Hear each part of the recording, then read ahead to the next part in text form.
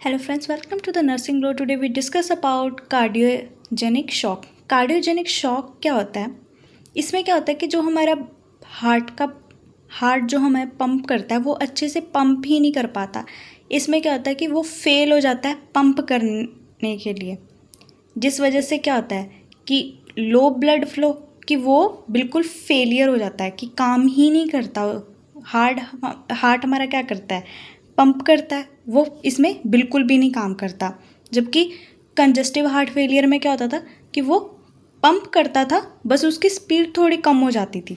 बस इसमें क्या होता है कि बिल्कुल ही फेल हो जाता है कि काम ही नहीं करता, जिस वजह से क्या हमें कॉम्प्लिकेशन देखने को मिल जाती है. लो ब्लड फ्लो हो जाता है हमारी बॉडी के अंदर. तो इसकी डेफिनेशन भी हम क्या लिखेंगे? Cardiogenic shock is the severe and life threatening condition that's occur when the heart is unable to pump enough blood to meet to the body demand. अच्छे से बॉडी को पहुंचा ही नहीं पाता क्योंकि वो पंप ही नहीं कर रहा, क्योंकि वो फेल हो चुका है. तो इसकी वजह से क्या हमें कॉम्प्लिकेशन देखने को मिल जाती है. हार्ट रिलेटेड हमें बहुत सारी कंडीशन देखने को मिल जाती है, जिसके अंदर हम जैसे कि एक्यूट मायोकार्डियल इन्फाक्शन हो जाती है.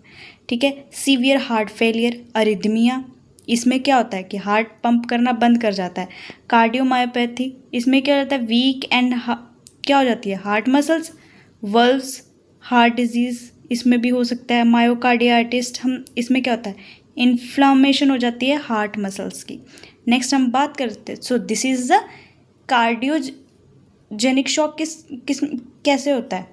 इसमें क्या होता है कि जो पंप है हार्ट क्या करता है, पंप करता है, वो फेल हो जाता है, जिस वजह से वो अच्छी तरह सप्लाई नहीं कर पाता ऑक्सीजनेटेड ब्लड. नेक्स्ट हम बात कर ले साइन एंड सिम्पटम की. ठीक है, वीकनेस हो जाती है, फटीग हो जाता है, कोल्ड ठीक है हो जाता है. उसके बाद रैपिड एंड शैलो ब्रीथ हो जाती है, रैपिड एंड वीक मसल हो जाते हैं, कन्फ्यूजन, ऑल्टर द, उसका क्या होएगा मेंटल स्टेटस क्या ऑल्टर हो जाएगा, वो कॉन्शियस लेवल में ही नहीं होएगा. ठीक है, कन्फ्यूज़न क्रिएट हो जाएगी उसमें. चेस्ट पेन होना शुरू हो जाएगा. चेस्ट पेन किस में होता है? एंजाइना में होता है.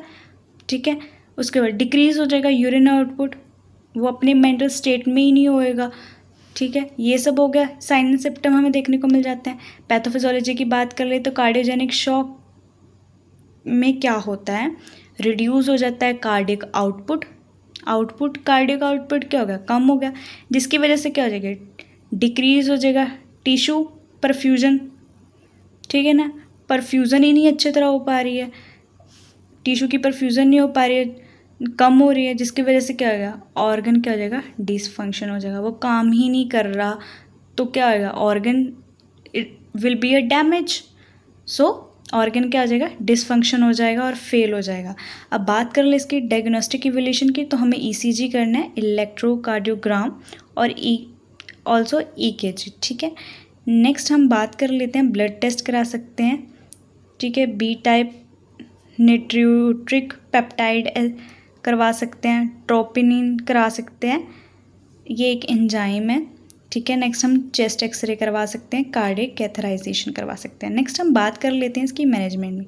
सपोर्टिव केयर, इंटेंसिव केयर देनी है, मतलब कि पेशेंट क्या होगा आईसीयू में ही होगा, इंटेंसिव केयर यूनिट में होगा. नेक्स्ट हम बात कर लेते हैं इसकी मेडिकेशन की. टू इम्प्रूव करने के लिए हार्ट फंक्शन में वेसोप्रेसिन देंगे. ठीक है, ऑक्सीजन थेरेपी देंगे, मैकेनिकल वेंटिलेटर, पेशेंट को वेंटिलेटर पे रख देंगे. उसके बाद intra aortic balloon pump to assist the heart pumping function. ठीक है, नेक्स्ट हम बात कर रहे हैं एंजियोप्लास्टी करवा लेंगे हम. ठीक है, प्लेसमेंट करवाएंगे, मॉनिटर करेंगे, मैनेजमेंट करेंगे, फ्लूइड बैलेंस के ट्रीट करेंगे, अंडरलाइन कॉजेस एंड मैनेज करेंगे मॉर्बिडिटी को.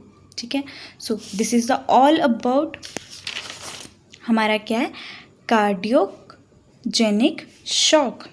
सो hope so you will understand, and thank you for watching a video.